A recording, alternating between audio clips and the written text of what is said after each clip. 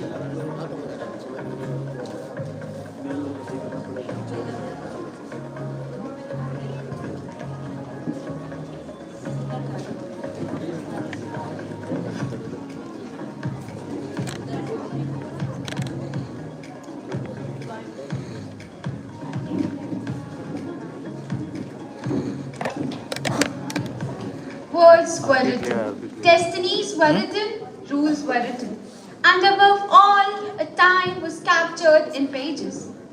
A historic moment was meant to be stopped with the power of pen. Good morning, esteemed Joint Director Ma'am, respected Principal Sir, and parents. We take immense pleasure to welcome you once again on the auspicious occasion of 77th Republic Day celebration. Before beginning with our programs, I request all of you to kindly rise for school anthem.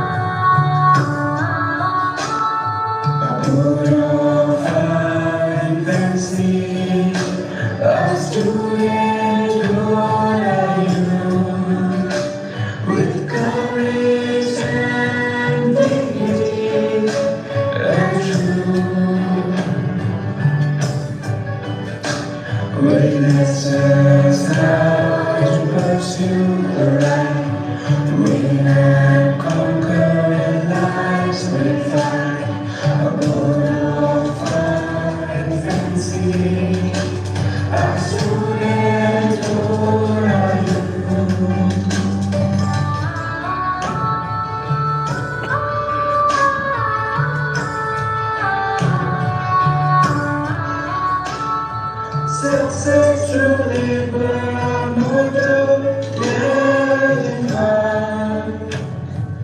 Always to follow and keep refined. Aims and objectives are daunting. True to our knowledge and learning. A mode of fire fancy.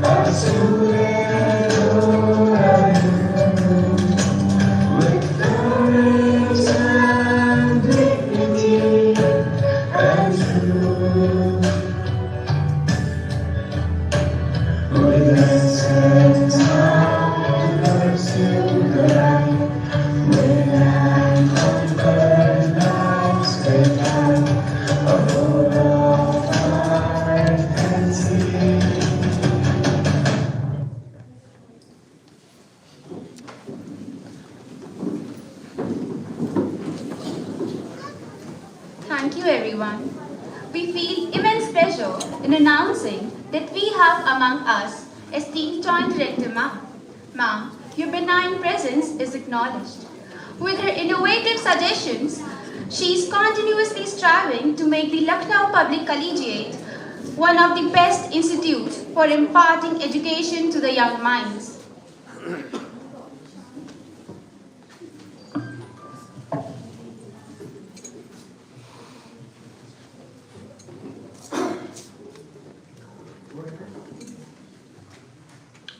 Let this flow of nationalism continue. Let these words convey the ideals of our tricolor, constitution, the sacrifices hidden, the struggle to tarnish the dominance of whites. I call Dakshita Rastogi to deliver a speech shedding light on the significance of this day.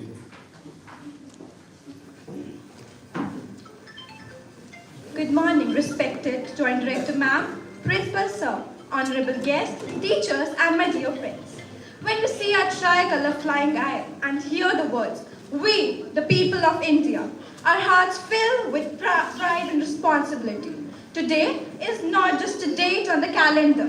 It is a reminder of the day when India chose democracy, equality, and justice as the foundation of its future. On this proud occasion of 26 January, we celebrate the spirit of a great nation and power of our Constitution. Today, we have gathered here to celebrate the 76th Republic Day of India. On this historic day, 26 January 1950, our country adopted its Constitution and became a sovereign, socialist, secular, and a democratic republic. The Constitution of India is not just a book of laws, it is the backbone of our nation. It gives every citizen fundamental rights such as equality, freedom, and justice, and also reminds us of our duties towards our country. We proudly remember the sacrifices of our freedom fighters like Mahatma Gandhi, Dr. B.R. Ambedkar, Jawaharlal Nehru, Subhash Chandra Bose, and many others who dreamed of a free and strong India. Because of their struggles, we live today in an independent nation. Republic Day reminds us that freedom comes with responsibility. As citizens of India, it is our duty to respect our constitution, follow the law, protect unity and diversity, and contribute positively to society. Whether we are students, teachers, or professionals, we all play an important role in shaping India's future. In 2026, India continues to grow in science, technology, education, and innovation. Let us promise today to be honest, disciplined, and hardworking citizens, and to take our country towards progress and peace. As I conclude, let us remember that future of India does not lie in the hands of leaders, but in the hands of students like us.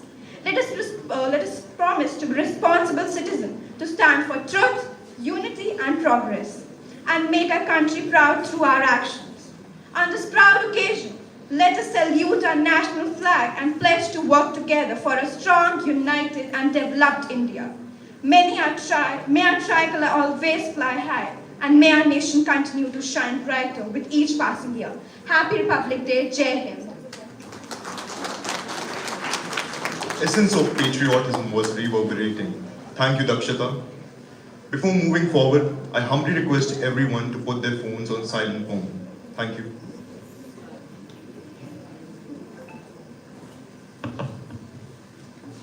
Nothing exists in isolation. Every present has a past. Our country had a glorious past.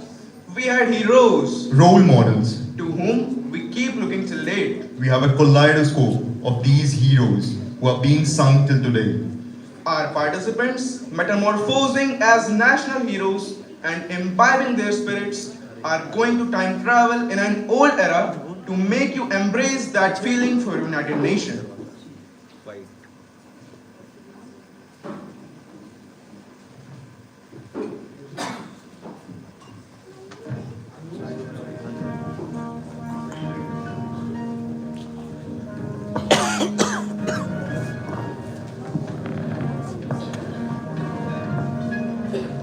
I am Sardar Vallabhbhai Patel, the Iron Man of India. India became free, but freedom alone was not enough. India was divided into many princely states. I promise one thing. India will be fearless, strong and united. Jai Hind.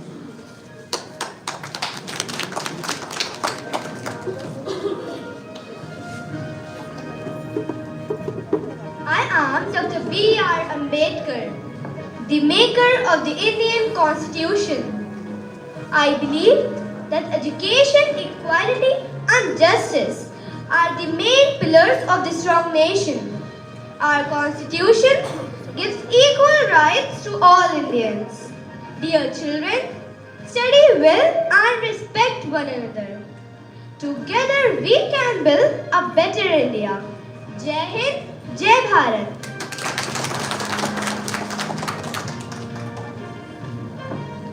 Inqilab Zindabad. I am Bhagat Singh. I was born on 28 September 1907. I love my country. I wanted India to be free from British rule.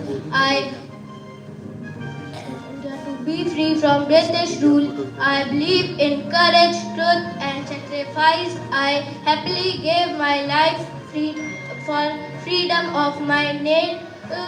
Freedom is my birthright. Jai Hind, Jai Bharat.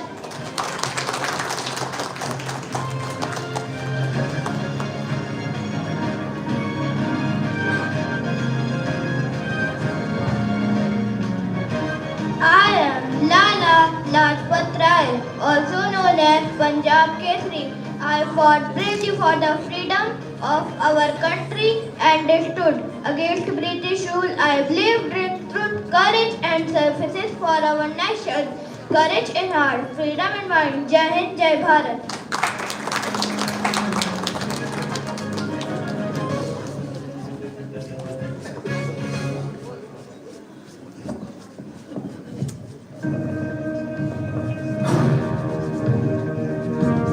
सरफरोशी की तमन्ना अब हमारे दिल में है, देखना है जोर कितना बाजू कातिल में है.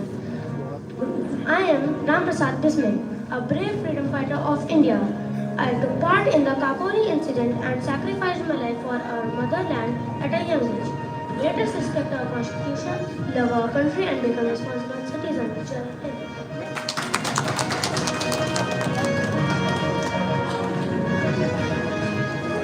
I am APJ Abdul Kalam, India's missile man and a true inspiration. I believe in empowering youth through education and innovation. My message to the young is to have the courage to think differently, invent and to travel the unexplored places. Jai Hind.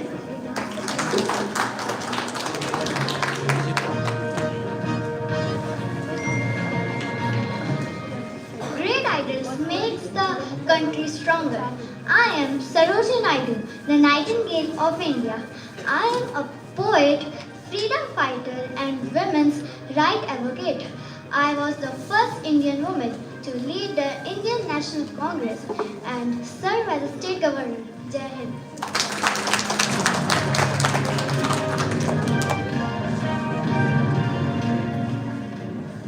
I am Jawaharlal Nehru. Children love me and call me Chacha Nehru. I love children and red roses. I want India to grow with peace and education. Children are the future of our country. Let us study well and make India proud.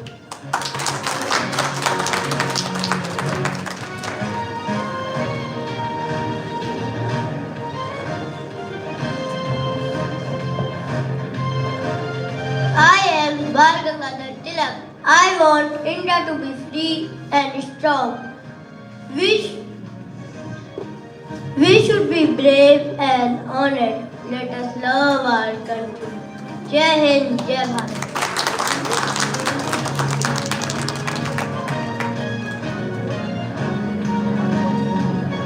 Morning everyone. I am Maulana Abul Kalam Azad, the first Education Minister of Independent India. Children are the future of our country and it is our duty to give them proper education. Let us promise to work hard and make our country proud.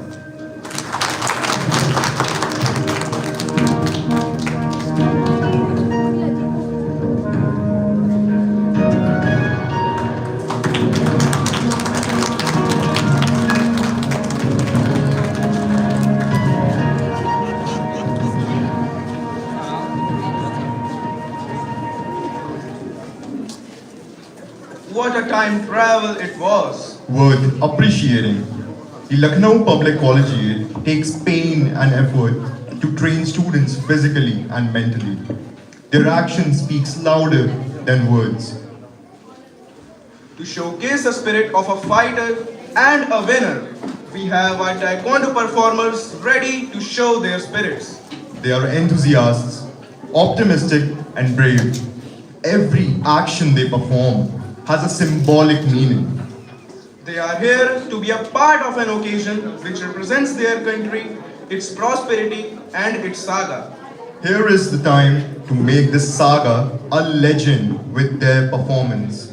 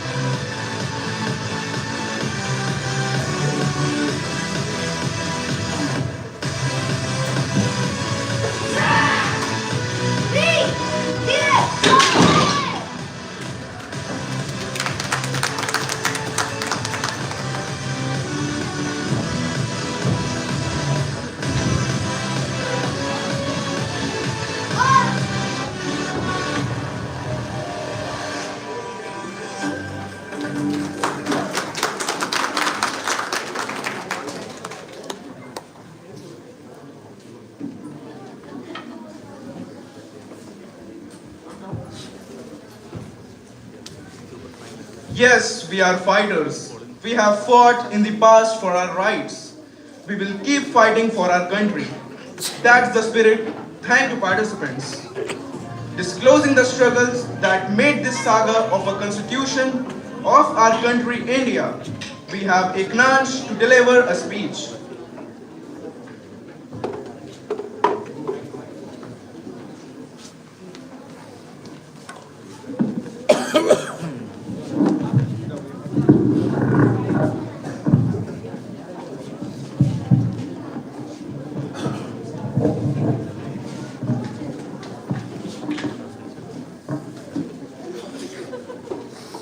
आदरणीय संयुक्त निर्देशिका महोदय, माननीय प्रधानाचार्य जी, शिक्षक एवं अभिभावकगण, आप सभी को गणतंत्र दिवस की हार्दिक शुभकामनाएं।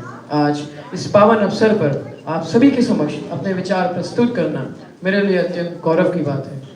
26 जनवरी भारत के इतिहास का एक अत्यंत महत्वपूर्ण दिन है। ये वह दिन है जब भारत ने न केवल स्वतंत्र राष्ट्र होने का गौरव ही पाया, बल्कि स्वयं को अपने संविधान के माध्यम से संचालित करने की शक्ति भी प्राप्त की। 26 जनवरी 1950 को हमारा संविधान लागू हुआ और भारत एक समाजवादी धर्मनिरपेक्ष देश के रूप में पटल प्रतिष्ठित हुआ। हमारा संविधान केवल नियमों और कानूनों का संग्रह नहीं, बल्कि ये करोड़ों भारतीयों की आशाओं, संघर्षों और जीवन दस्तावेज है। इसके निर्माण में लगभग 3 वर्ष लगे और इसका नेतृत्व महान डॉक्टर भीमराव अम्बेडकर ने किया। ये संविधान हमें मौलिक अधिकार देता है, जैसे समानता का अधिकार, धर्म की स्वतंत्रता। आज हम जिस स्वतंत्र वातावरण में सांस ले रहे हैं, जिस आज़ादी से अपने विचार व्यक्त कर पा रहे हैं, वह हमें सहज रूप से प्राप्त नहीं है। इसके पीछे हमारे असंख्य स्वतंत्रता सेनानियों का त्याग, संघर्ष और बलिदान छिपा है। महात्मा गांधी ने सत्य और अहिंसा के मार्ग पर चलकर पूरे देश को भारत की शक्ति का परिचय दिया। नेताजी सुभाष चंद्र बोस ने गर्जना की, तुम मुझे खून दो, मैं तुम्हें आज़ादी दूंगा। इन महान आत्माओं के बलिदान के बिना आज का भारत संभव नहीं था। आज का भारत एक युवा भारत है। आज की भारत देश की सबसे बड़ी शक्ति उसका युवा वर्ग है, और आने वाले समय में भारत किस दिशा में जाएगा वो उसके युवा पर निर्भर करता है। एक छात्र होने के नाते हमारा कर्तव्य केवल पुस्तकों तक सीमित नहीं, हमें ईमानदारी से अध्ययन करना चाहिए। बड़ों का सम्मान और छोटों से प्रेम से पेश आना चाहिए। आज हमारा देश विज्ञान, तकनीक और खेल के क्षेत्र में निरंतर प्रगति कर रहा है, पर हमारे सामने अभी भी कई चुनौतियां हैं, जैसे भ्रष्टाचार, असमानता, बेरोजगारी और सामाजिक विभाजन। इस समानता का संस्था के हाथ में नहीं, इसके लिए प्रत्येक नागरिक को जागरूक और ईमानदार बनना होगा। विद्यालय के छात्र होने के नाते हमसे ये अपेक्षा की जाती है कि हम न केवल अकादमिक रूप से उत्कृष्ट हों, बल्कि आचरण और मूल्यों में भी श्रेष्ठ बने। आइए इस ऐतिहासिक अवसर पर हम सभी ये दृढ़ संकल्प लें कि हम अपने देश की एकता बनाए रखेंगे और संविधान के आदर्शों का पालन करेंगे, किसी भी प्रकार के भेदभाव से दूर रहेंगे और अपने कर्मों से भारत को एक महान राष्ट्र बनाएंगे। जय हिंद, जय Bharat. I can feel the splashing of native colors. I hope you all have also felt the same. Thank you, Imanj.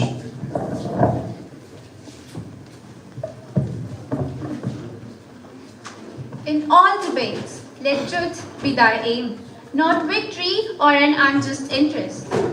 Being a part of the historic moment of our country when our Indian Constitution was framed and celebrating it as the Republic Day, we are going to add more colors to it, as it is the inter-house English debate competition today for our junior and senior sections. With their articulation and expressions, it is going to be a lively interaction of ideas. Our first judge is Dr. A.B.R. Prasad, who is currently working as an associate professor in MIT School of Languages, MIT University, Lucknow campus since 2017. He is a gold medalist in BA and MPhil. He is a class topper in MA. He has more than 2 decades of teaching experience in various reputed institutions of India. He is a 9-time country topper and a silver medalist in NPTEL courses. He has presented more than 40 papers in various national and international conferences. His expert areas include English language teaching, Indian writing in English, history of English literature, American literature, literary criticism, etc.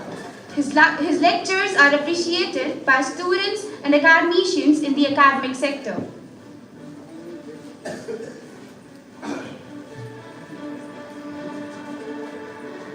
Our second judge here is Dr. Archana Gupta. She is an assistant professor at Amity School of Languages, Amity University, Lucknow. She completed MPhil in English and cleared national eligibility test. As she was a junior research fellow, she was awarded scholarship by UGC for doing her research. In December 2017, she was awarded her doctorate degree on the topic The Rhetorical Selfhood, a study of select South Asian women writers' autographies. Dr. Archana Gupta has also presented research papers at various national and international conferences, and her research papers have come out in reputed journals. She is also a gold and silver medalist in several NPTEL courses offered by Swayam. She also has worked as a soft skills trainer and educator, and in her training programs, she has helped students in personality development and confidence building.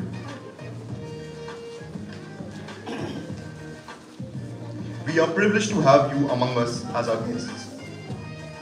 A thought-provoking debate can illuminate and enlighten the lives of many. Our competition is divided into two categories: junior section comprising of classes from 6th to 8th and senior section comprising of classes 9th to 11th. Before commencing with this duel of thoughts, I would like to disclose debate rules to all the participants with the due permission of our respected chairperson and esteemed judges. 1. The participants are not allowed to read from texts. The maximum time allowed will be 3 minutes for junior section. At the end of 2 minutes and 30 seconds, a warning bell will ring. The maximum time allotted for senior section will be 4 minutes. A warning bell will ring at the end of 3 minutes and 30 seconds. Exceeding time limit will result in the deduction of 1 mark. 1 minute rebuttal. At the end of speech, rebuttal is only open to the participants of the debate. If no question is asked within 10 seconds, the speaker will receive full marks for their rebuttal. Speakers should address their arguments solely to the chairperson.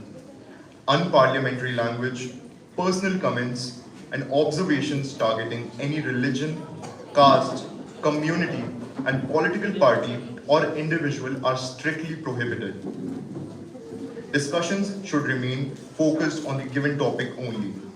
With the due permission of our chairperson, I declare the topic for junior category open. We fight for our rights, but forget our duties.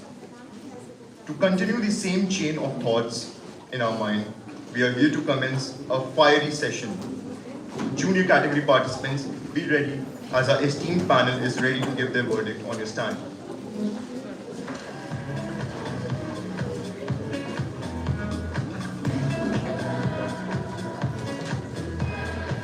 Rakshita Srivastav is ready with her crisp facts for the topic.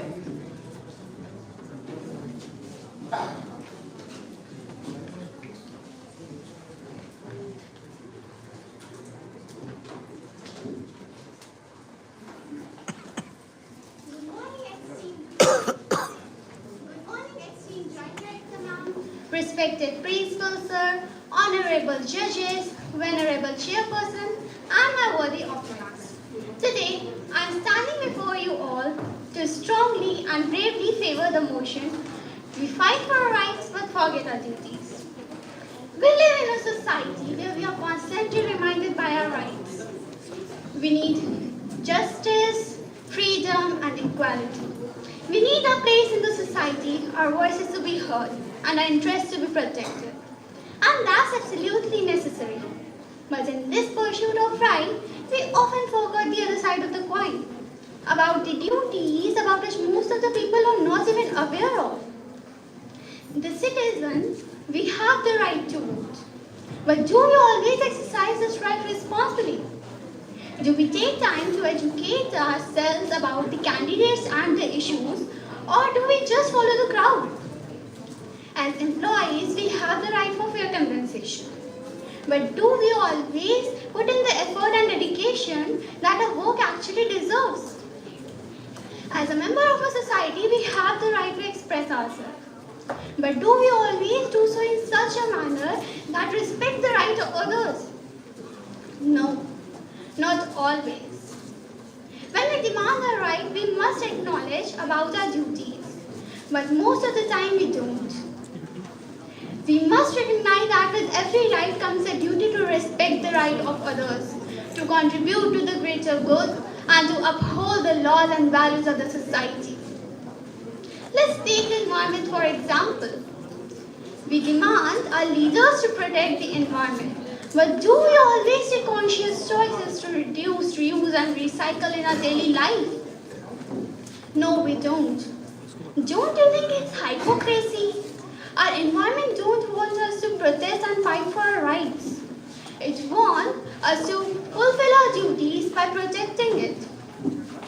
As individuals, we can create change.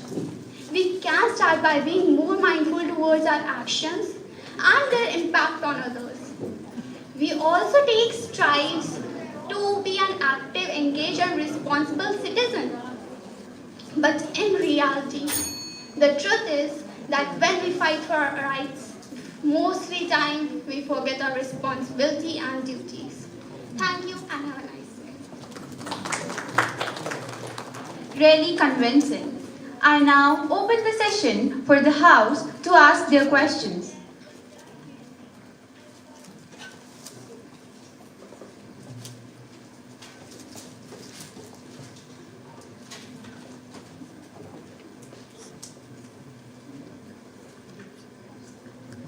I request participant to kindly take her seat. Coming up next is Sanvi Dixit from the same house presenting her thoughts against the motion.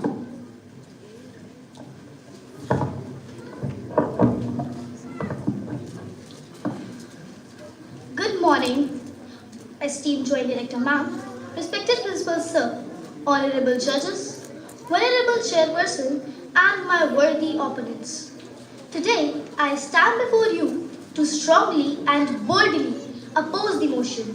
We fight for our rights, but forget our duty.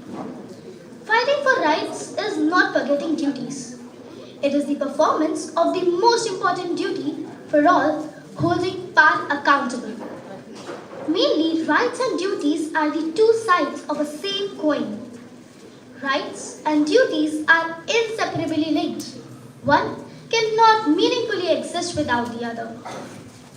A right protects an individual interest, but duty protects the interest of the society and enables the meaningful exercise of those rights. A right-often mindset favors the powerful, but duty compels the strong to protect the weak. A right empowers individual for self-development, but duty provides stability and harmony. Right held by one person often imposes a corresponding duty on another to respect that right. Mahatma Gandhi once said, "Real rights are the performance of their duties." Rights provide destination, but duties are the vehicle to get there. Let me give you some examples to prove my point. At earlier times, women demanded for equal pay. Were they forgetting their duties? No. They were just demanding for what was rightfully theirs. If they would have got equal pay, they would have been more empowered to contribute to their families and societies. Some might say, but what about paying taxes? That is also our duty. But we are not talking about not paying taxes. We are talking about fighting for the rights that are already ours. Rights without duties are completely meaningless and lawless. And if everyone demands for rights and forgets duty, the system collapses. However, the balance of our system continues to exist as the citizens today are conscious of their rights along with their duties. At the end, I would like to justify my answer by saying that the fight of our right have never replaced our duties. Rather, it is the duties which give us strength and the power to fight to that fight. Thank you. It was informative indeed. With permission of the chairperson, I request for questions, if any.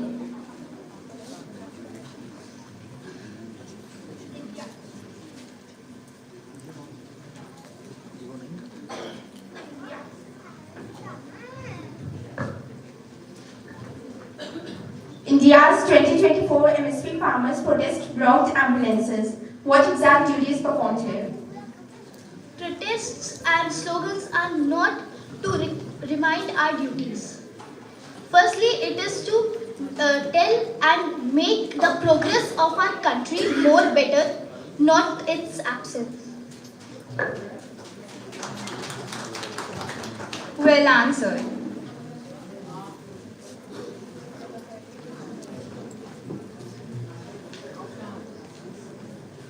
I request the participant to kindly take a seat.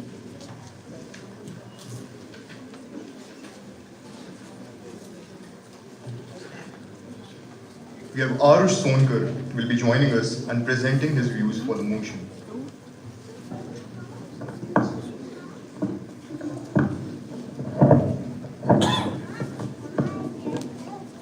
A warm good morning to respected chairperson, honorable judges, dignitaries, and my fellow debaters. Today I stand before you to speak on the topic. We fight for our rights but forget our duties. Rights and duties are like two sides of a same coin, which cannot be separated from one another without damaging society itself. In today's world, everyone is quick to demand their rights. We want freedom of equality, justice, education, safety. But when it comes to perform our duties, many of us suddenly become silent. The truth is, right does not exist in isolation. Every right comes with a great responsibility. For example, we demand freedom of speech, but do we use it responsibly or spread hate, fake news, and disrespect in the name of the freedom? We demand clean surroundings, but how many of us avoid breathing or take responsibility for our environment? Our society demands equality, but yet practices discrimination. Our student demands a good quality education, but forgets to study sincerely. Our society demands equality, but practices discrimination. A citizen demands safety, but forgets the traffic rule. History teaches us that great nations are not built on responsibilities, but on the great citizens. Dr. B.R. Ambedkar once said that rights are not protected by laws alone, but by the morals of the society. If duties are ignored, rights loses its true meaning. Let me be clear that rights are not unimportant. Rights are essential, but without duties, rights become selfless demand rather than a tool for the progressive society. My fellow debaters have said that rights become first, but I firmly believe that duties are responsible for the rights. If duties are ignored, right loses its true meaning. And to conclude, a society that remembers duty will never have to fight aggressively for its rights. Thank you. Nice way of expressing your stand. With the permission of the chairperson, I request participants to raise their questions.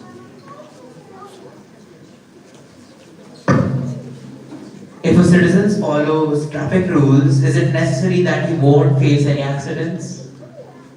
If a citizen follows a traffic rule, there will be much safer side for a citizen to travel will be safety for the citizen. If he doesn't follow it, he will be fined. And this is the wrong way of taking the laws.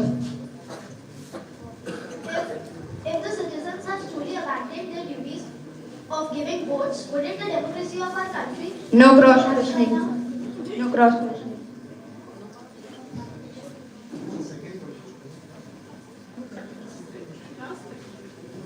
If the citizens have truly abandoned their duties of giving votes, wouldn't the democracy of our country has been collapsed by now?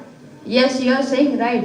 But citizens have to follow their duties. If they will not follow their duties, their rights can be taken away because duties are dependent on the rights.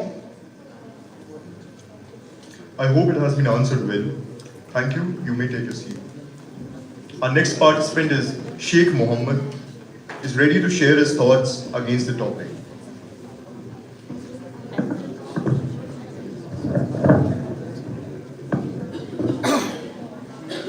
Good morning, esteemed Joint Director Ma'am, respected Principal Sir, Honorable Chairperson, Honorable Judges, and my worthy opponents. I, Sheikh Mohammed, stand before you against the motion. We fight for our rights but forget our duties. I strongly believe that this statement is not completely true. First of all, rights and duties go together. When we talk about our rights, we also learn about our duties at the same time. In our schools, we are taught not only about our right to education, but also our duty to study sincerely, respect teachers, and follow school rules. Secondly, people today are becoming more aware of their duties, not less. We see students keeping their classrooms clean, citizens following traffic rules, and people helping others during difficult times. These actions prove that duties are still alive in our society. Thirdly, fighting for rights does not mean forgetting duties. When people raise their voices for justice and equality, They are actually trying to make the world a better place. And a better world needs responsible people. Moreover, children like us are taught from a young age to respect elders, help others, and protect our nature. These values remind us that duties are not forgotten.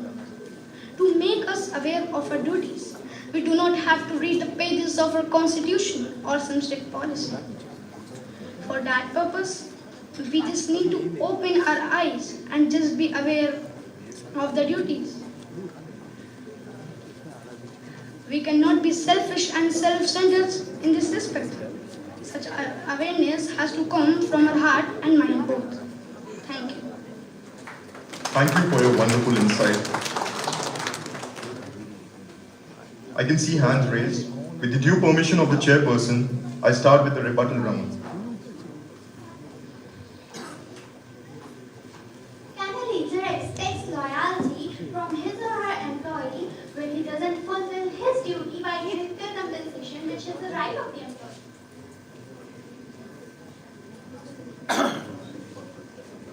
Can a leader expect loyalty from his or her employee when he doesn't fulfill his duty by giving fair compensation, which is the right of the employee?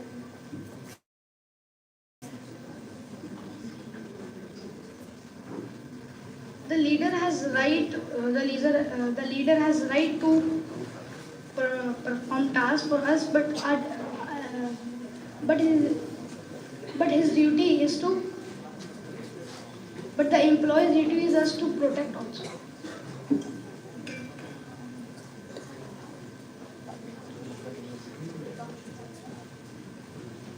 As you say, students in their classroom, are you just talking about Japan? Because I can't see any classroom clean in India.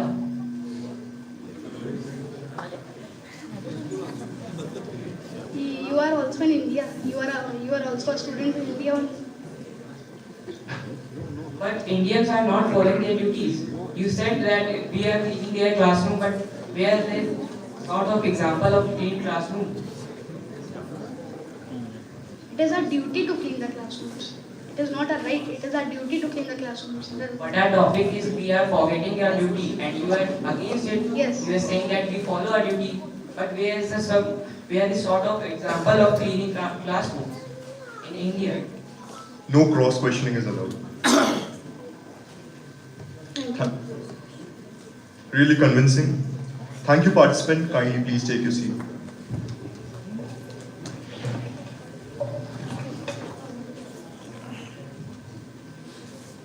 As the time is passing with the deep and convincing insights of our junior students, we are enriching ourselves.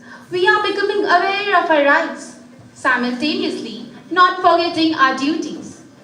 Let us call our next participant, Anand Kumar, to add to our knowledge. He is going to speak for the topic.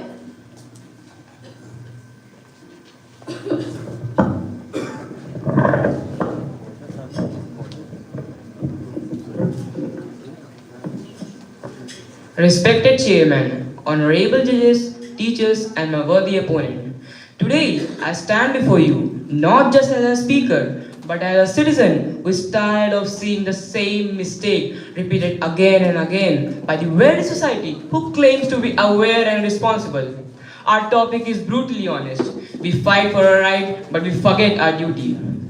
Let us face the truth that we are the nation of demanders, not contributors.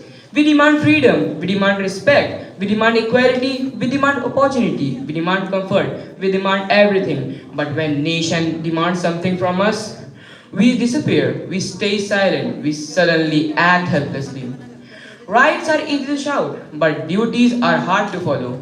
Anyone can raise a slogan, anyone could claim their right. But it needs courage, discipline, character, and honesty to fulfill their duties. And there we fail as an individual, as a citizen, as a society. We want right like kings, but we behave duty doesn't exist for us. This hypocrisy is just not surprising, it is dangerous. Let me give some example. We want clean street, but we ourselves litter without thinking. One wrapper, one bottle, one paper, and then we blame the municipality. We want safety, but we ourselves break traffic laws. Jumping off the signal, riding without the helmet, and then we blame about accidents. We want equality, but we ourselves judge the people by their looks, race, caste, and religion. We want respect, but we casually insult anyone. This is not fair. We love to blame our system, but we are forgetting that we are the system. Nation is not a building, not a government office, not a file or a rule book. Nation is our mindset, our action, our habits. If we are irresponsible, nation become irresponsible. If we forget the duty, nation forget the process. We always say someone should change the system, but we refuse to accept that we are that someone. At last, I would like to conclude that the future is not built by demands, the future is built by discipline. Not by slogan, but by responsibility. Not by noise, but by action. Let us stop being demanding citizen. Let us start being deserving citizen. Thank you. It was informative indeed. With permission of the chairperson, I request for questions, if any. How don't we contribute to the duties asked to us by the government? As an example, mock drills were performed by all citizens during the Operation Sindoor, which was a very sensitive time. How don't we contribute to our duties which are asked to us by the government when mock drills were performed during the sensitive times of Operation Sindoor? The people were performing the duty because they were in danger. They were in fear that another country could attack them. In fear, they were performing their duties. But when we call some civic sense about the civic sense, you can see the street that there are many polybags and etc. things. The civic rights are not performed, but when we are danger, then the rights are performed. Thank you. Next question, please. If we have truly forgotten our duties, so why government is collecting taxes from this much high population? Because paying taxes is also a duty. Taxes are ignored. You can see many cases there. Peoples are not giving taxes, and then the policemen also operate some operation to collect the taxes. You can see many cases, hundred of crore rupees are not giving taxes. There are a lot of files of cases that the taxes are not being collected by rich peoples, but common men are being snatched the taxes, but the rich people are being corrupted. Well answered. I request the participant to take his seat.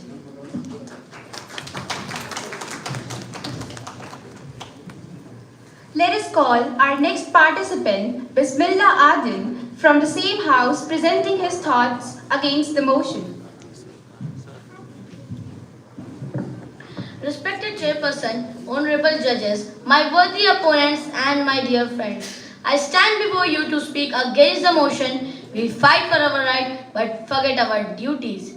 I strongly disagree with this statement because it presents a one-sided and unfair picture of society. In reality, people today are well aware of their duties, and in many cases, they perform them even without recognition or reward. Let us look at ordinary citizens. Millions of people go to work every day, pay their taxes, follow laws, and contribute to the nation's development. Teachers educate future generation. Doctors serve patients day and night, and sanitation workers keep our city clean. Are these not duties? They are being fulfilled silently, without any protest or slogans. Now consider students. Students are often accused of demanding rights, but they also shoulder responsibilities by studying hard, respecting teachers, participating in social services, and adapting to constant academic pressure. Many students volunteer during disasters, blood donation camps, and awareness drives. This clearly shows that duties are not forgotten.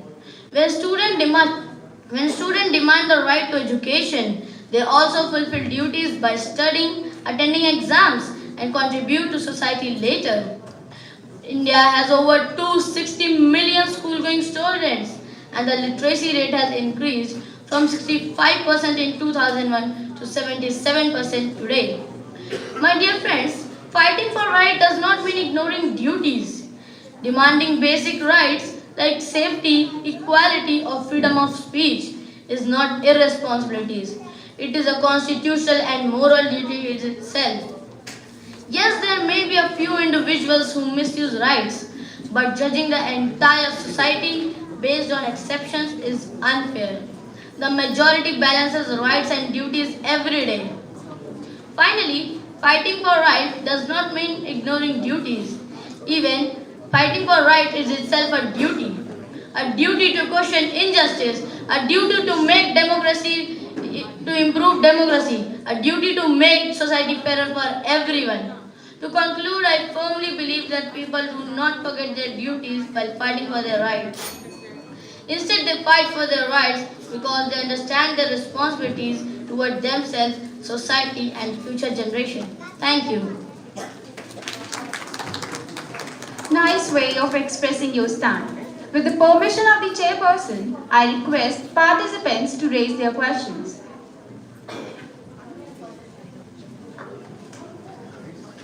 An honest worker that works full day is cheated out of fair pay or fired unfairly. What duties being performed here? An honest worker that works full day is cheated out of fair pay or fired unfairly. What duties performed here? The person who are firing themselves is not performing their duties. They are itself misusing their rights. I hope it has been answered well. Next question, please. As you said that sanitation helps in the cleaning of city, but is it only for VIP roads or areas? Because a large part of most cities in India is still not be clean since many days. Because these few individuals who are misusing rights are throwing garbages on roads. Many polybags are thrown in the road, sidewalks, and etc. things like plastic bottles are thrown here and there. Thank you for your wonderful sight. I request participant to take his seat.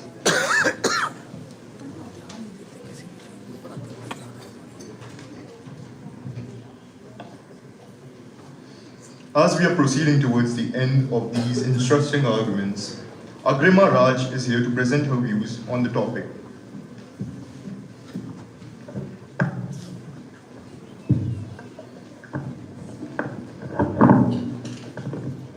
Good morning, esteemed Joint Director Ma'am, respected Principal Sir, Honorable Judges, and my worthy opponents. I am Agrima Raj and I stand strongly in favor of the statement, we fight for our rights but forget our duties. Today, we all know how to demand. Demand freedom, demand equality, demand justice. But when it comes to discipline, rules, responsibility or sacrifice, silence, absolute silence. We want the benefits of citizenship without the burden of contribution. That is not awareness, that is entitlement. Every right we enjoy survives only because someone else performs a duty. Classrooms function because teachers commit. Roads are safe because rules are followed. The nation stands because soldiers serve without questioning comfort. Yet, we enjoy these rights casually as if they owe us, while duties feel negotiable. This imbalance is not accidental. It is visible everywhere. A 2023 civic behavior study revealed that most students can confidently list their rights, but fewer than one-third can clearly explain their fundamental duties. Environmental surveys show that littering is highest near schools, the places meant to create responsible citizens. We demand cleanliness yet contribute to the mess. This is not ignorance, this is contradiction. We demand safety but violate rules. We demand fairness, yet hesitate to be fair. A right without responsibility does not empower society. It corrupts it. A system where everyone speaks but no one listens collapses under its own noise. Our constitution makers understood this danger long ago. They clearly believed that rights cannot survive unless citizens uphold their duties. Rights are demanded loudly by many, but duties are fulfilled quietly by the few. And history proves that nations rise only because of those few. So let us promise today. Before asking what am I getting, we will ask what am I giving. Before demanding our rights, we will fulfill our duties, because the loudest patriot is not the one who demands the most, but the one who gives the most. Thank you. The comments were intriguing. It was very informative. With the permission of the chairperson, I request to begin with questions. With due respect, if citizens have truly forgotten their duties, how society is functioning? Duties is not only about like paying taxes, voting, and all that. Duties is also about a moral responsibility, like working honestly and many things like those. And society is functioning just because we pay taxes and vote. And thank you. Next question, please. Public institutions cannot work without public cooperation, and this cooperation comes from duties. So how these public institutions are working? Public institutions are working because of the systems which function, and not because of individuals' contribution to it. Thank you. Well answered. You may take your seat now. Our next entry, Suyash Das, is ready with enlightening presentation.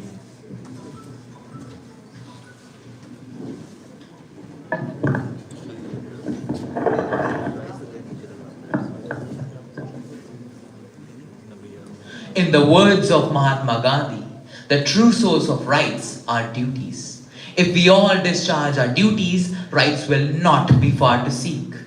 Good morning, respected judges, parents, and my dear friends. I, Suyash Das, am here to present my case against the motion. We fight for our rights, but forget our duties. The act of exercising or fighting for rights itself is a fulfillment of a citizen's duty in a democracy. The claim that people often forget their duties is statistically untrue. Millions of people fulfill their duties daily by paying taxes. This is a fundamental duty that funds the very rights and services citizens enjoy. Adhering to laws, many people follow civil and criminal codes as a part of their routine existence. Voting, while often seen as a fundamental right, voting in elections is a critical civic duty performed by millions to maintain the democratic system.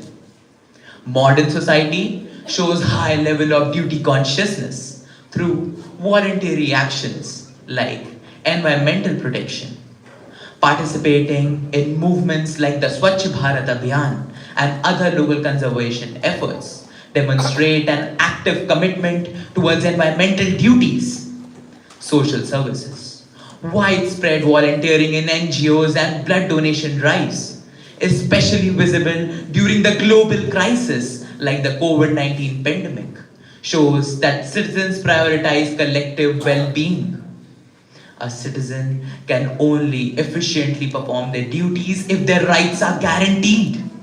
A citizen who is deprived of the basic right to education or basic dignity cannot be expected to contribute to excellence in all spheres of collective activity. Therefore, fighting for rights is the first step towards enabling the performance of duties. To conclude that we fight for our rights but forget our duties is a fundamental misinterpretation. Rights and duties are not opposing forces on a scale, but rather two sides of the same coin. As we move through 2026, I believe True progress lies in recognizing that rights cultivate duties and duties cultivate rights. We do not fight for our rights at the expense of our duties.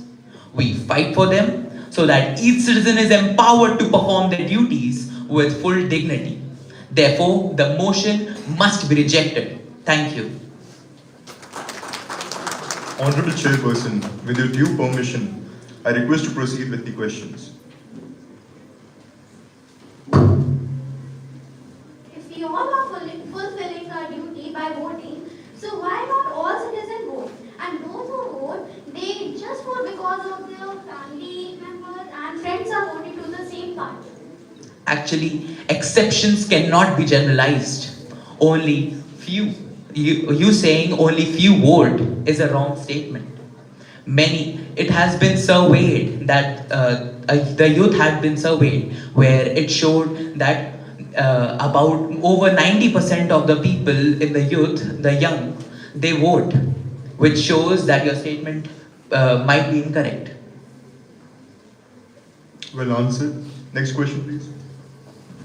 Swachh Bharat Abhiyan, after the Swachh Bharat Abhiyan, you can see India condition. It is not just hypocrisy, because when the Swachh Bharat Abhiyan was held, after a few years, you can see our condition of. Don't you see in the river Ganga every day a JCB is moving and cleaning the river? We see this because as few are fulfilling their duties, many are destroying it. Even our Prime Minister Narendra Modi, he patronized the Swachh Bharat Abhiyan. He came on the roads and cleaned the roads. Doesn't it show that he's trying to awaken the feeling of nationality, and is it that he's not trying to make the people recognize that they should keep the country clean? I hope your question was answered.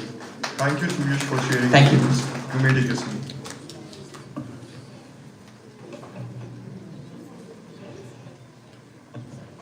As the illustrated discussion of our budding debaters really made our session lively, I expressed my appreciation for their valuable contributions on this topic.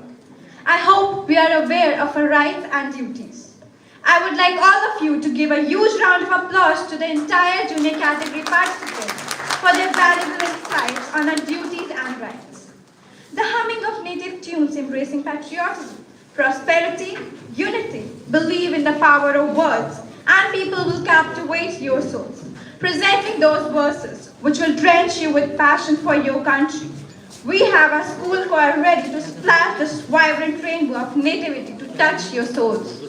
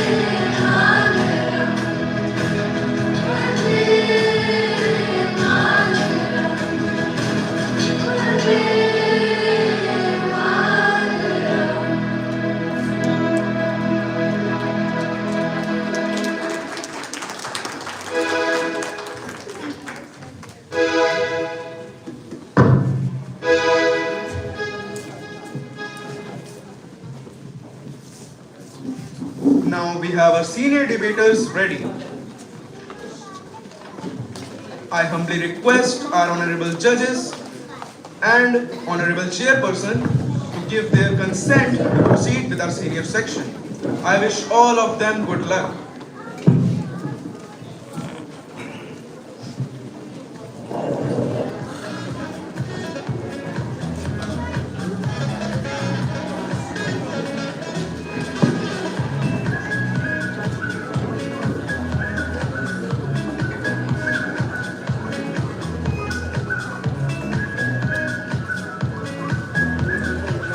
I wish all of them good luck. Kindly take your seat. The rules of the debate will remain same as mentioned in the beginning of the debate. I declare the topic of the senior debate open. Time spent on social media can lead to cyberbullying, anxiety and depression.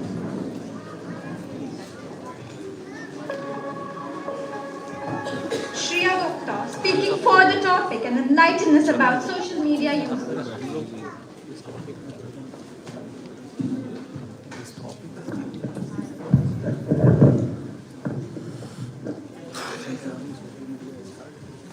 Greetings, Honorable Chair, esteemed judge panel, respected dignitaries, and my fellow debaters.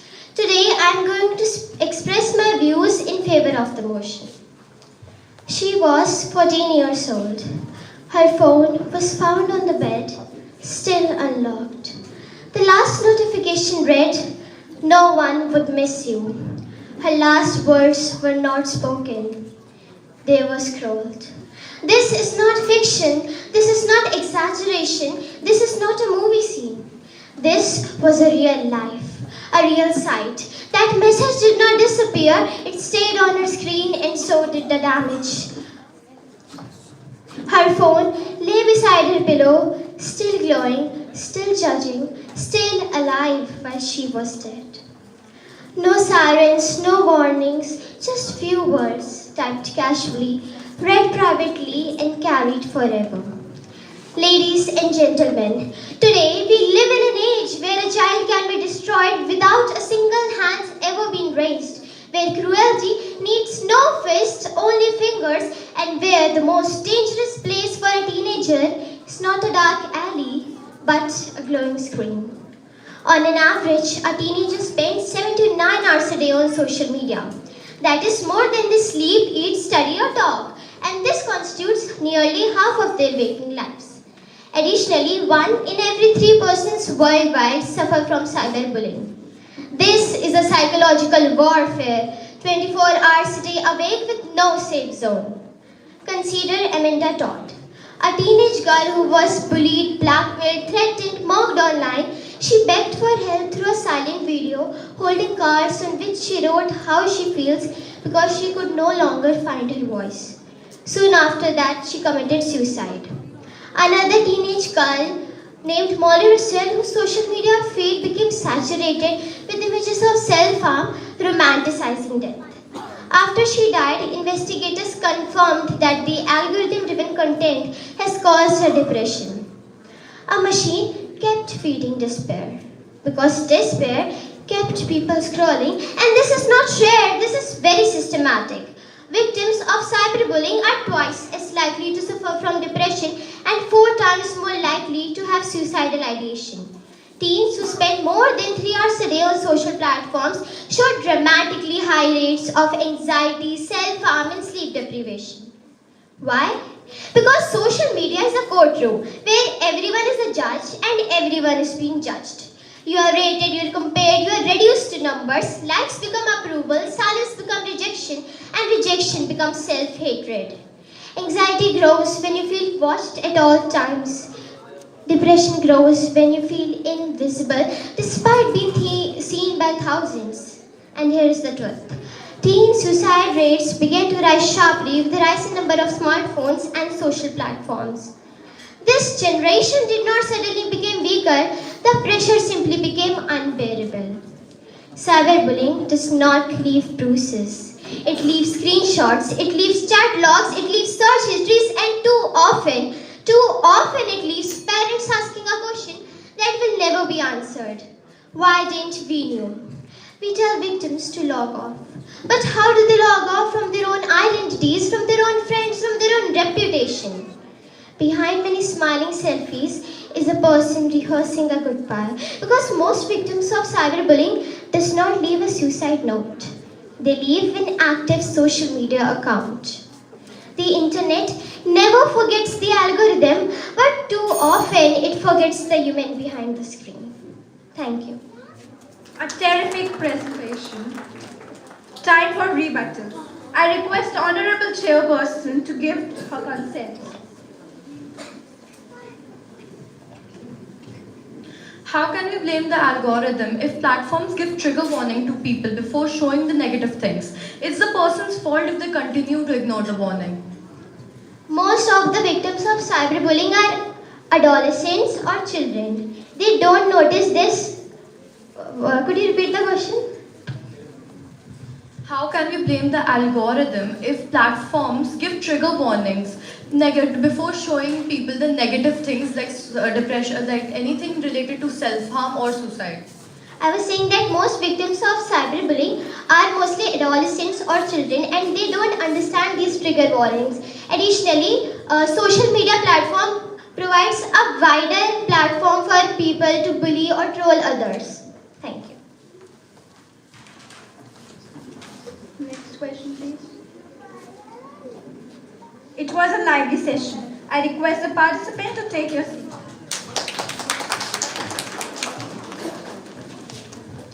Alicia Zara, kindly come and present your views against the motion.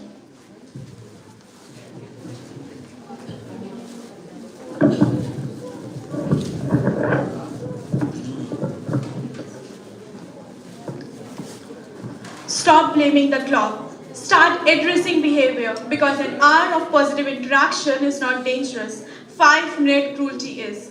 We blame social media for everything today, for cyberbullying to anxiety to depression. Yet, the same society which call it dangerous use it every single day.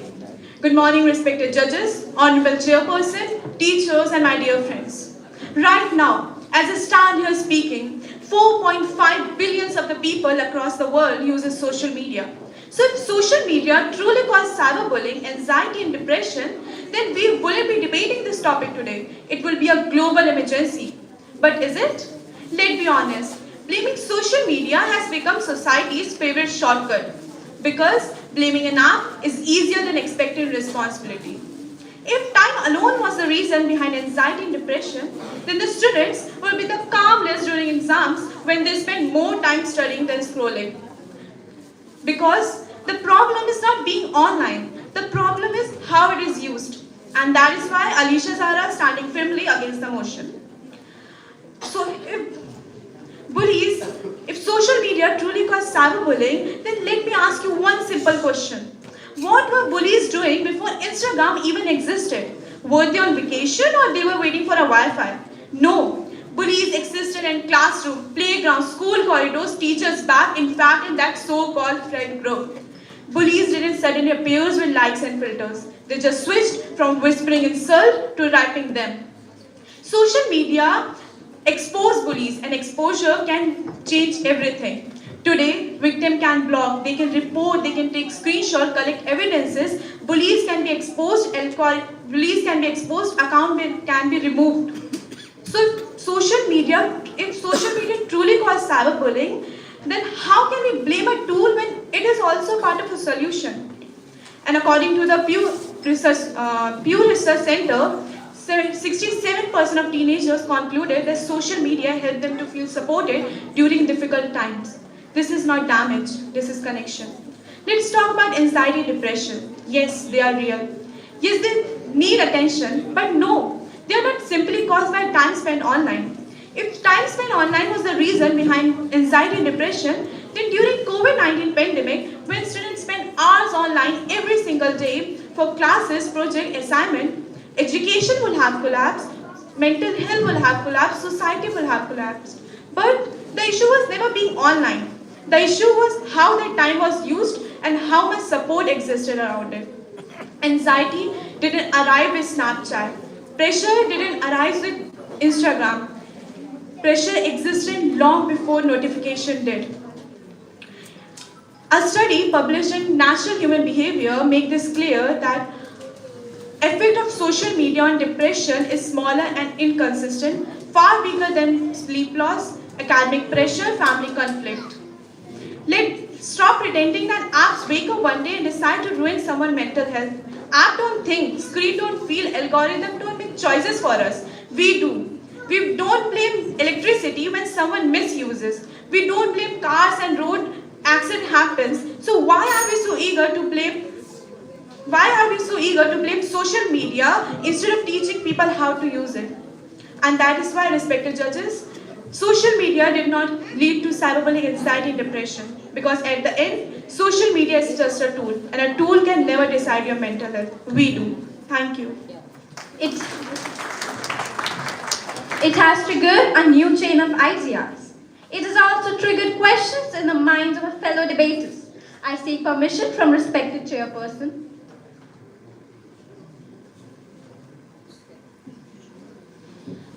I request the participant to kindly take your seat. Thank you.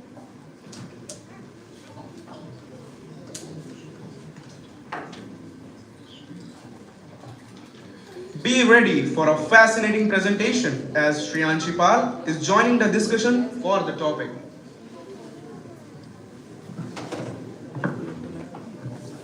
A very good morning, esteemed Joint Director Ma'am, respected Principal Sir, Honorable Judges, and my fellow audience. Today, I, Shriyanshi, stand before you to strongly support a topic that says time spent on social media can lead to cyberbullying, anxiety, and depression. Imagine a world where you are never truly alone.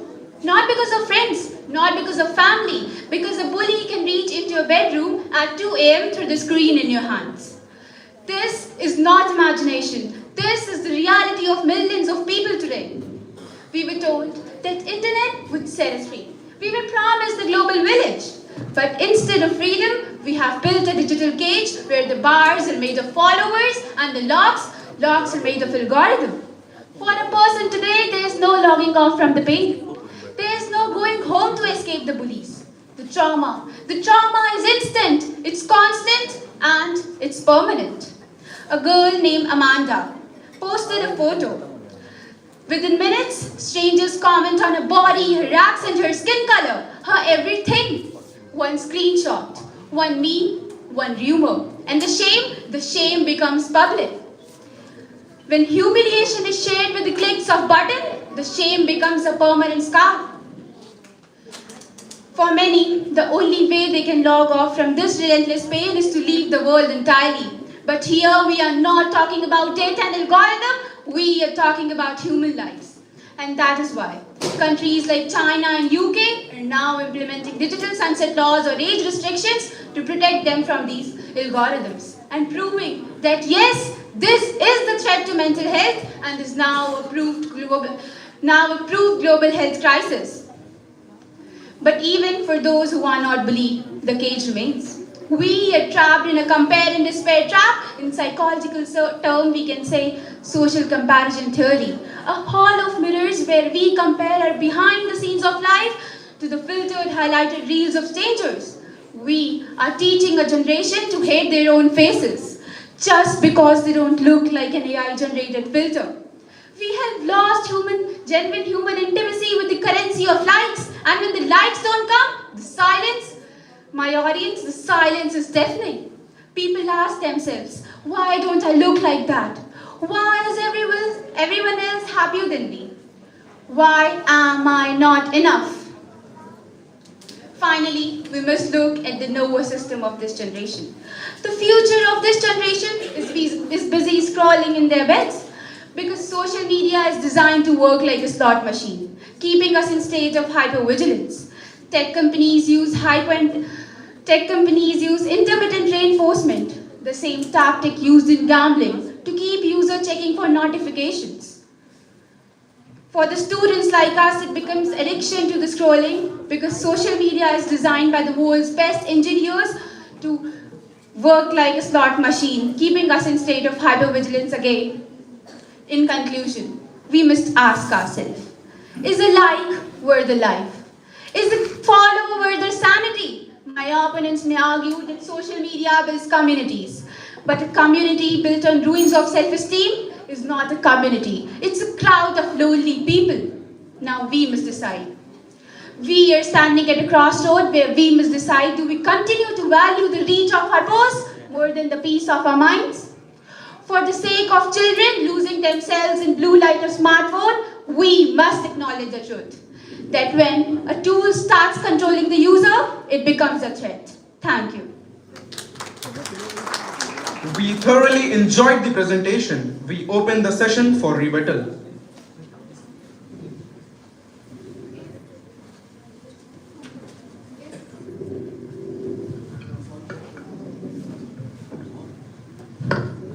If social media is so addictive, so are many other things. So why is social media being singled out? Social media is designed by world's best engineers to be like that, to work like a slot machine. Engineers are working. The algorithm is meant to crave for attention, engagement, over the well-being of the person. Next question, please. You suggested that more time spent on social media can lead to cyberbullying. So would cyberbullying cease or stop if time spent on social media is reduced? Yes. Can you just repeat the question, please? You suggested that more time spent on social media can lead to cyberbullying. So would cyberbullying cease or stop if time spent on social media is reduced? Yes, time.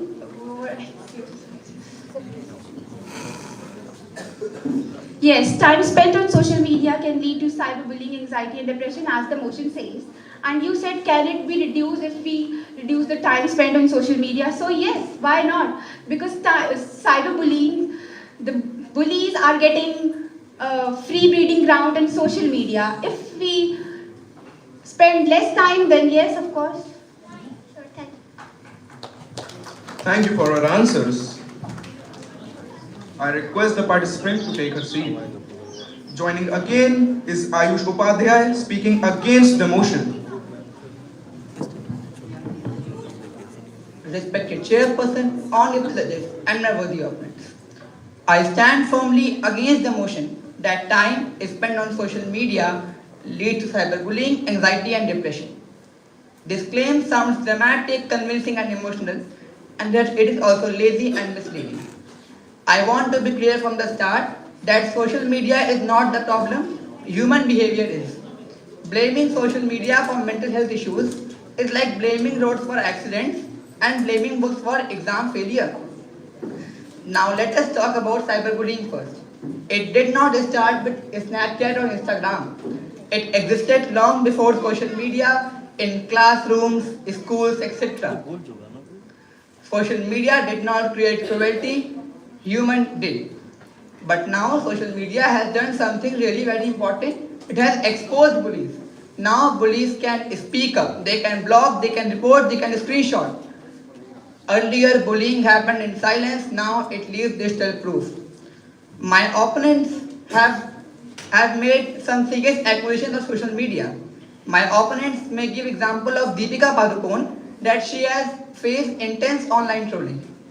In fact, I am giving them one more example. Akshay Kumar have admitted that her daughter Nitara have faced intense online trolling and hateful comments on basis of her appearance. But I want to ask them, did they blame social media for that? No. They addressed mental health, but they did not call social media a villain kind of a thing. My opponents say that government are making laws against social media on this issue. For example, the IT Act, POSCO Act, etc. But I want to ask them, does any court in the world have passed any verdict against social media? In 2024, Rashmika Mandana have filed a petition of a deepfake, but she did not address social media, she addressed the mental health, she addressed the mentality. My worthy opponent Shreyanshi have mentioned about Amanda. She have posted one photo of her and it has got multiple comments. But blaming social media for that is truly irresponsible. Social media is just a platform. Blaming social media for this is dangerously irresponsible. It is like blaming a tool instead of accepting its responsibility. Social media does not damage the mind. Human behavior did. And lack of responsibility did. Now let us talk about anxiety. Anxiety comes from imbalance, not from an app. My opponents may claim that social media has created comparison. But before that, there was no comparison on the basis of marks, on the basis of wealth, etc. And now, depression. It is complex. It is caused by family stress, academic trauma, etc. But blaming social media for that is truly wrong. Social media has created many awareness camps against depression. It gives people the voice for society creates. And now my final words. Depression will not be cured by blaming social media. Depression will not be cured by blaming social media. Anxiety will not disappear if screen goes dark. Cyberbullying will not go if apps are deleted, because the real problem is not social media. It is our refusal to teach balance, guidance and accountability. Blaming apps is easy, educating minds is hard. But if we keep blaming social media for human failure and mental health issues, then we are not solving a problem. We are running away from it. And that, my worthy opponents in the audience sitting here, is the most dangerous scroll of all. I stand against the motion. I rest my case. Thank you. Valuable insights. Time for rebuttal. Please raise your questions.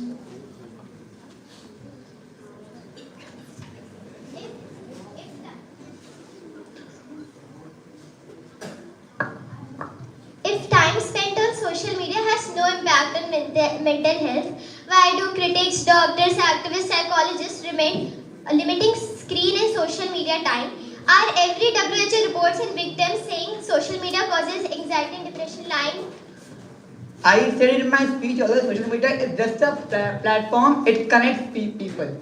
You cannot blame social media for these issues. Next question, please.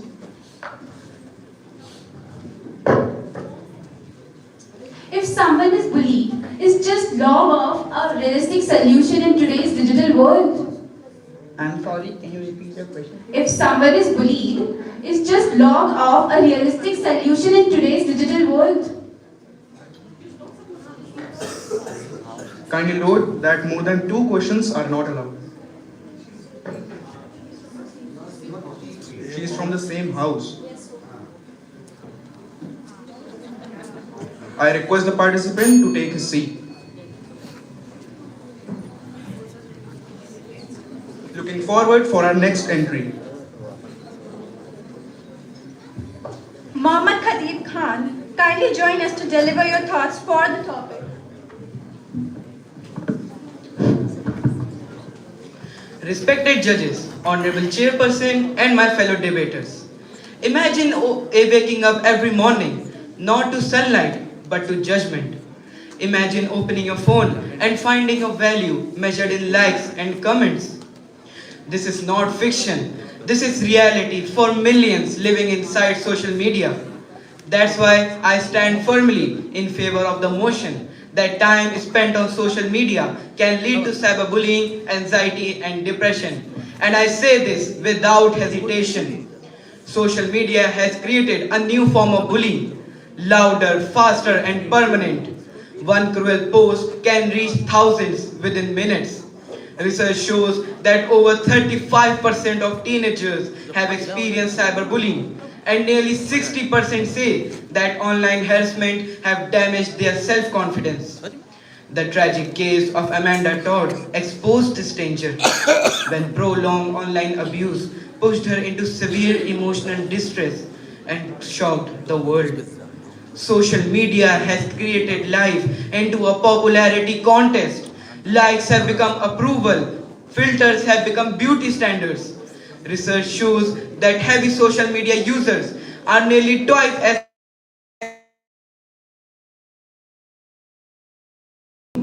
Selena Gomez, one of the most followed women on Instagram, has publicly spoken that she has faced mental health due to social media platforms. She stated that stepping back from recovery helped her regain mental balance and reduce anxiety. If global fame cannot protect mental well-being, how can ordinary users remain unaffected? Then comes depression, silent and dangerous. A study shows that teenagers who use more than 3 hours daily on social media have a 60% higher risk of depressive symptoms. Endless scrolling creates loneliness, self-doubt and emotional emptiness. This could be seen tragically in the case of Molly Russell. After her death, her parents examined her account. She had been exposed to large amount of harmful online content. Her case forced the British government and technology companies to reconsider child online safety. Now consider online violence against women. Global surveys reveal that 7 out of 10 women face harassment. Actress Deepika Padukone has publicly spoken about depression while dealing with online pressure, proving that social media often becomes a platform for emotional abuse. Finally, the most heartbreaking outcome, suicide. In South Korea, K-pop singer and actress faced relentless and harassment before her death, triggering worldwide concern. Toxic digital culture. Over screen time means higher cyberbullying risk. More comparison means greater anxiety. More exposure means greater harassment. And more screen time means deeper depression. And a study shows that teenagers who use more than 2 hours daily on Instagram have a 60%. And study shows that teenagers who use more than 2 hours daily on Instagram have a 2% higher risk of suicidal thoughts. Therefore, I firmly conclude that excessive time on social media does not just waste time, it damages mental health and in extreme cases cost life. Let us choose wisely. Let us choose people over platform, dignity over popularity, and mental health over meaningless validation. Thank you.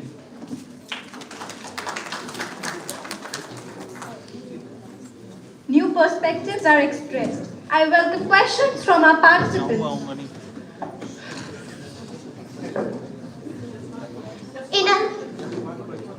In a cyberbullying case, who shall be held accountable? The platform or the user who bullied? For me, the platform, because it is the source through which the bully is doing all this cyberbullying. The platform should be extended so that cyberbullying should be extended so that we can reduce cyberbullying. Thank you. Well answered. I request the participant to kindly take your seat. As rebuttal is over, it's time that I should call Sayyida Zainab Zaidi to deliver her thoughts against the topic. Respected Chairperson, Honorable Judges, teachers and my dear friends, I stand firmly against the motion that time spent on social media can lead to cyberbullying, anxiety and depression. And frankly, listening to the opposition, one might lead to believe that social media is truly the mastermind behind every problem known to mankind. If something goes wrong, clearly the phone must be guilty. Firstly, correlation does not mean causation. Just because social media is widely used does not mean it is the root cause of mental health issues. Anxiety and depression existed long before social media ever became a thing. And apparently, these complex mental health issues are caused by a screen. Not exams, not expectations, not competitions, just a screen. What a wonderfully simple explanation for a deeply complicated issue. In fact, social media has helped people spread mental awareness and encourage them to seek professional help. Let us begin with cyberbullying. According to the motion, social media created bullies. Fascinating. So, before social media, schools were peaceful, playgrounds were kind, and everyone was just respectful to each other. Unfortunately, the history disagrees. Cyberbullying is a form of real-world bullying. Instead, let us not forget that users are not helpless victims. They have the tools to block, mute, report, and other privacy settings, which are often unavailable in offline bullying situations. If someone repeatedly chooses not to use these tools, we cannot blame the platform for that decision. Social Social media is a place where students express creativity, learn new life skills, learn some new information every single day, spread awareness and find support. Even artificial intelligence has given visual effects to our imagination. It has given it has given shape to our most ridiculous thoughts. And during lockdown, the whole world was in pandemic, but social media kept people connected to the loved ones. When physical meeting was impossible, it reduced loneliness. Online communities help people feel supported and less anxious during their stressful times.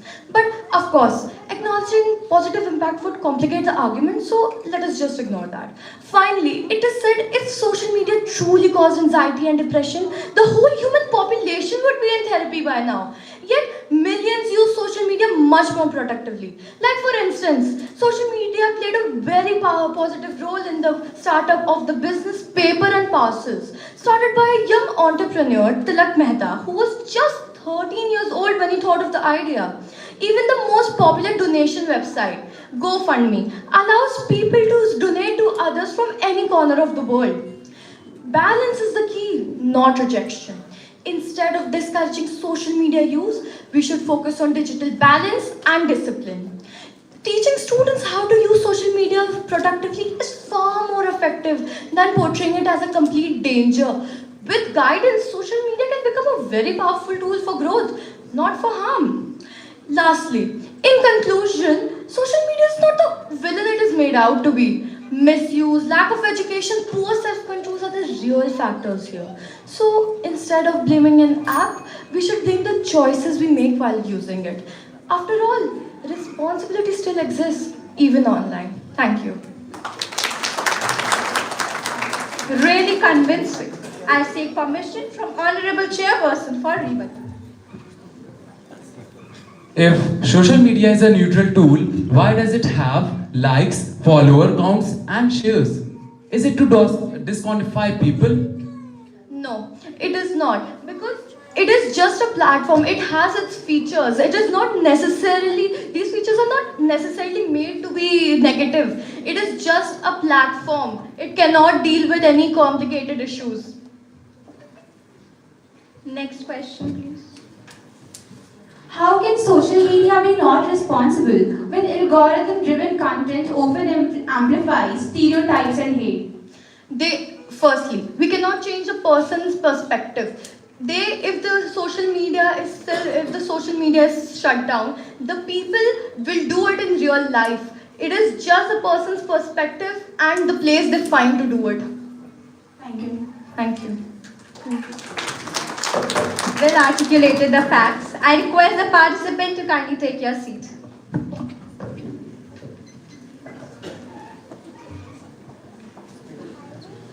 Stimulating once again is Muhammad Adi Akhtar with his perspectives for the motion. Honorable Chairperson, respected judges and my fellow delegates, today I rise strongly and unapologetically in support of the motion. Social media is not just an app, it's a system that profits from attention, insecurity and emotional reaction. We call it entertainment, but what it really does is to train young minds to seek validation, fear rejection and compare endlessly. Let me be very clear. If control over our thoughts, time and emotion lies in the hands of algorithm, then this is not freedom. It is digital dependence. Let us actually know what is going wrong. First of all, let us stop romanticizing the problem. Cyberbullying today is public, permanent and merciless. A comment stays forever. A screenshot never dies. And the victim relives the humiliation every time it is shared.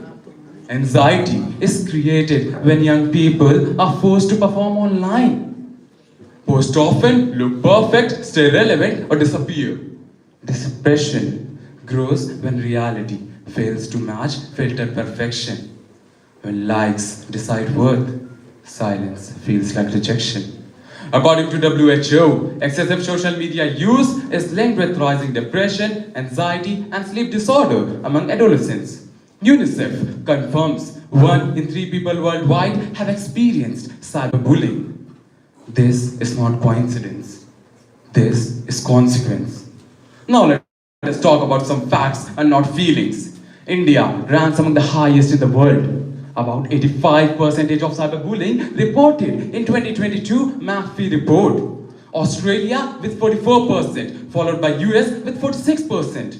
Spain being one of the highest in Europe with 57.5%. That comes about the global average to be 22 to 33%. That shows cyberbullying is very common worldwide. In United States of America, a 13-year-old girl became a victim of AI-generated fake nude images circulated online. In India, cyberbullying has pushed students into isolation, academic collapse, and mental breakdowns. South Korea and Japan, two of the most digitally advanced nations, are facing alarming youth suicide rates linked with rising depression and anxiety. The US Surgeon General has officially declared youth mental health as a crisis, naming social media as a key contributor. The screen does not bleed, but the child behind it does. Laws exist because the damage is proven. India's ID Act and POSCO Act criminalizes online abuse. US has banned social media for children under 16. The European Union GDPR restricts data exploitation of minors. New York now forces mental health warnings on social media addictive features. Ask yourself, why would government intervene if the harm was imaginary? When law steps in, it is because the society has already suffered. The truth, the opposition avoids. Opposition will say social media doesn't harm everyone. Neither does smoking, neither does drunken driving. Yet, we regulate both because risk to life and health is not a matter of opinion. Honorable judges, this generation is most connected and most emotionally vulnerable. If we continue to ignore the evidences, we will not raise digital native but digital victims. For the safety, sanity, and future of young minds, I stand firmly, aggressively, and confidently in support of the motion. Thank you. Worth appreciating. Once again, time for rebuttal.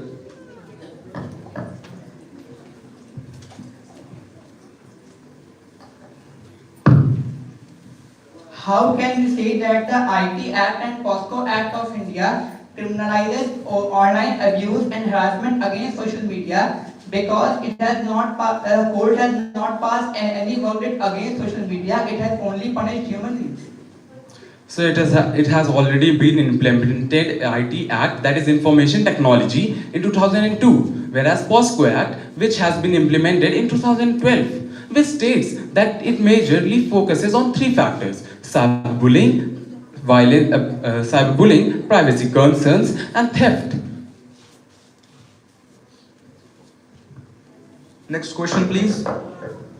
If social media is so dangerous, why are mental health professionals using it? Can you please repeat it? If social media is so dangerous with everything that is happening on it, then why are mental health professionals using it? Because, ma'am, you cannot blame a car for an accident. Seat belts have been implemented for the safety. Similarly, social media, if we know how to safeguard social media, if we know how to use it properly, 67% of students have been reported that social media were useful, whereas 85% of them has already stated that social media was the main reason for the mental illness. A coin has two sides. Similarly, a social media can be used from both the sides. We have both positive and negative effects. It is dependent on us how to use this. Thank you. Nicely explained the point. I request the participant to take his seat. From the same house joining us is Mariam Khatib against the motion. A very good afternoon to respected chairperson, honorable judges, opponents, and guests of the digital age. We have all heard the narrative that social media is a thief of joy, a breeding ground for anxiety, depression, and cruelty of cyberbullying. However, this perspective is not only reductive, it's scientifically incomplete. To blame a platform for human behavior like bullying is like blaming a telephone for a prank call. Today, I, Mariam Khatib, stand before you to argue that when used mindfully, social media is a transformative tool that reduces isolation, provides voice to the marginalized, and serves as an unprecedented global resource for health and awareness. First, let's address the claim that social media causes anxiety through isolation. For millions, the opposite is true. For LGBTQ plus youth, neurodivergent individuals, or those in rural areas, social media is the only space where they are not alone. Consider the mental health awareness movement. It has transitioned from a hashtag to a global support system where millions find the courage to seek professional help. My opponent cites cyberbullying as an unfixable flaw. However, by 2026, artificial intelligence has improved. Modern AI now detects 97% of toxic content before it even reaches a victim's screen. AI is now used to analyze linguistic patterns in posts to detect societal ideations months before physical diagnosis, allowing for a preemptive life-saving support. We are no longer just looking at a mirror. We are looking at a digital smoke detector that saves thousands' lives every single day.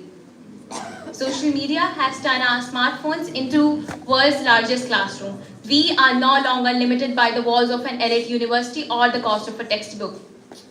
Research indicates that 83% of young adults, just like me and you, now use social media primarily for skill acquisition and education. Critics often ignore the digital activism that holds powerful accountable. Social media actually is the modern day town square where voices that were once silenced can now reach billions. Consider the Black Lives Matter or community-led protests, which contribute to a better living standards and global support. In 2026, social media has been regarded as the front line of public safety. During emergencies previous year, that is 2025, platforms like X and Facebook were noted as essential for real-time updates. Local community groups on Facebook or WhatsApp now coordinate relief features, food drives, and missing person searches with a speed and efficiency that government agencies often cannot match.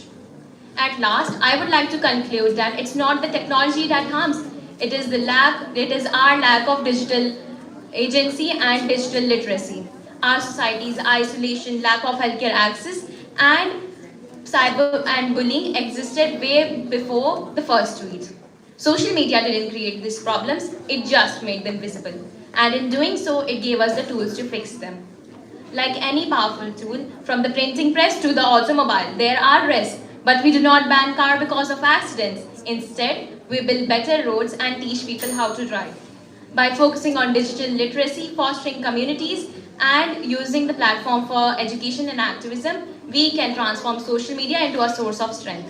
As we stand here in 2026, I repeat, as we stand here in 2026, let us stop blaming the screen and start empowering the user. Thank you. The thoughts are genuine and full of real expressions. And once again, time for rebuttal. If bullying is offline only, then how would you defend cross-border bullying where a person, suppose sitting in Indonesia, can bully a person sitting in Denmark? Isn't social media providing a much wider platform for bullies? Yes, it does provide a much larger area for the bullies, but the victim also has digital proof like screenshots or connecting to the customer service or the nearest helpline for help. Thank you. Next question, please. If you are saying that social media is not the cause of bullying, then why can't we extend social media or the source through which the people are doing all these things so that we can extend or reduce cyberbullying?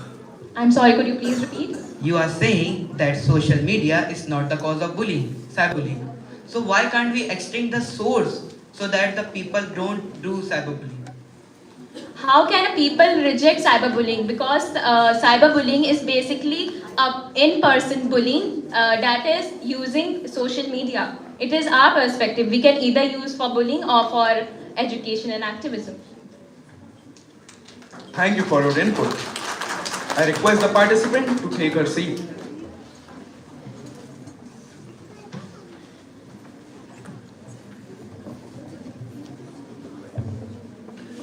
The fire to speak, to present, to make others understand your views will never extinguish, as our fellow debaters are inquisitive and their thirst for knowledge and wisdom will never come to an end. We would like all of them to continue their journey to be good orators. With their power of expressions, they should be able to convince their stands. Today's sojourn in this arena has come to an end. In reality, it is the beginning.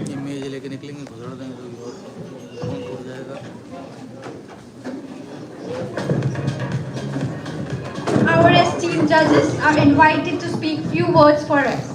I would like to call Dr. A.B.R. Prasad to come and join us.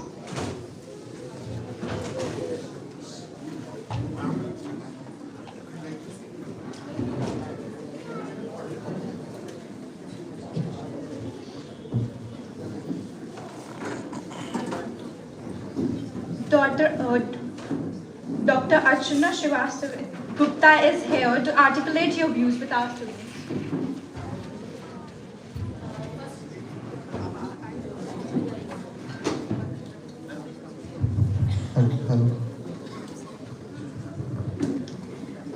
First of all, I would like to thank the principal of the school, the management, and my dear friend Farah for inviting me and giving me this opportunity to witness this event where the students as orators were speaking. I was completely awestruck by their performance.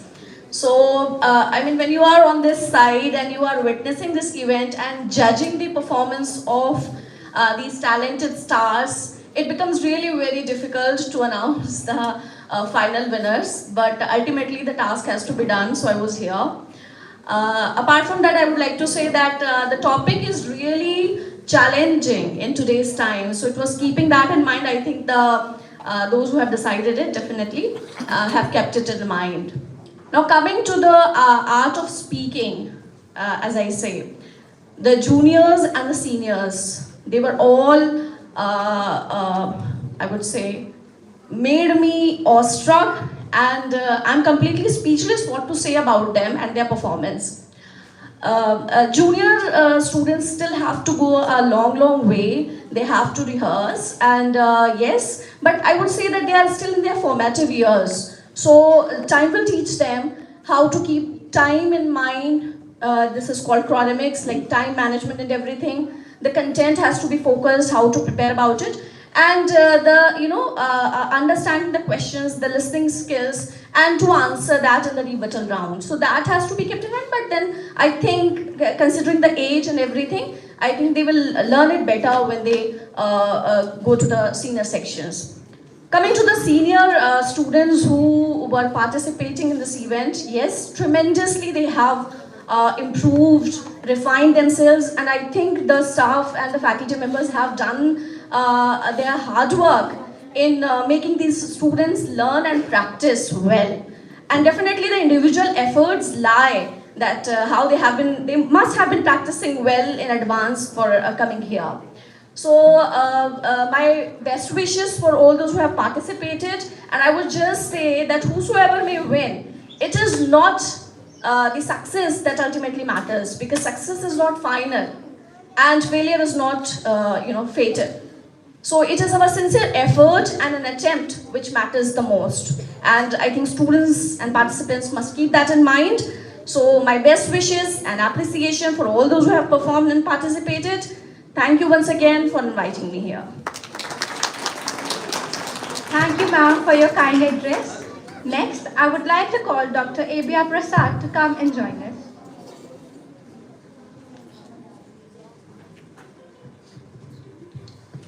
So, good morning to all of you present here. Happy Republic Day. And as we are celebrating the 77th Republic Day of our nation, it is my proud privilege to speak a few words on this beautiful occasion. First and foremost, I extend my happiness, I extend my thanks to the management, the principal, the organizers, everybody for organizing this beautiful debate competition. Second, I would like to reiterate a few points. As you people come here to speak for a debate competition, you must remember a few points. First and foremost, start the presentation by asking questions or giving some quotations, or by engaging the audience. If you simply speak, you may speak well, but take it from me, the content needs more substance. It needs more clarity. For that, you must know the contemporary world. Sometimes what I speak may not be appreciated or you may not agree with me, that's all right. But you must know the contemporary world. For example, what is happening around you?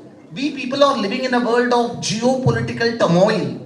The United States of America is calling the shots.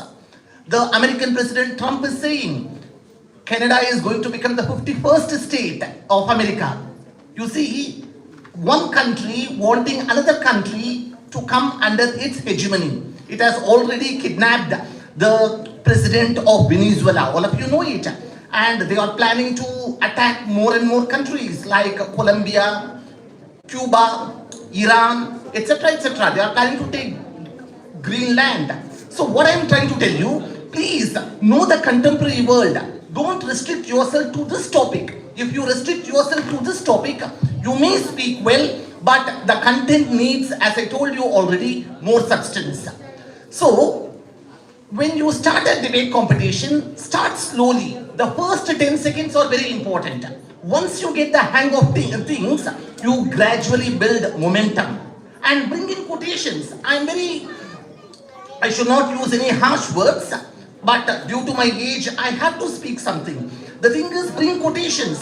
There are plenty of quotations which you must have learned in your school days, during your formative years.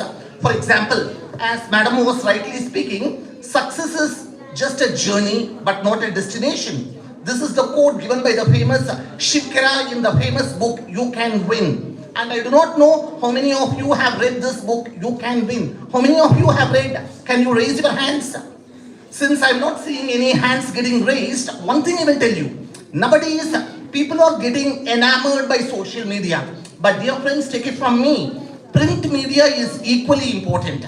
The moment you get up early in the morning, you are supposed to go through newspapers. You must know what is happening around you. You should not believe entirely the social media, because what is happening now, news has lost its sobriety. We are indulging in narratives and counter-narratives. Factual information is missing. News has become more entertainment.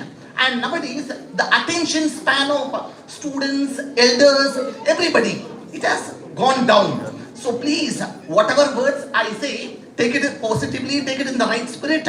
And as I told you already, bring quotations in your presentations. And I would like to end my words by giving this famous quote, which I used to quote very regularly. I think all of you must be knowing this famous poet, Robert Frost, who said, "The woods are lovely, dark and deep, but I have promises to keep, and miles to go before I sleep, and miles to go before I sleep." So please, this is just the beginning. Sky is the limit for all of you. Best of luck. Thank you. Thank you, sir, for your words of wisdom.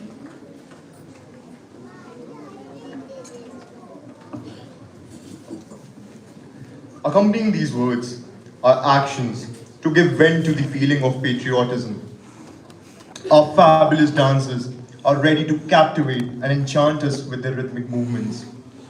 Each and every action performed by them will reverberate the saga of sacrifices and struggles to get our rights in an independent India.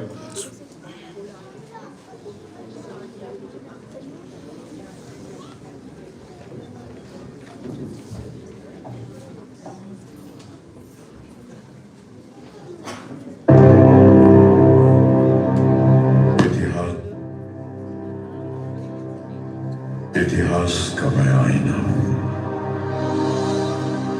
तहजीब का रंग सुनहरा हूं।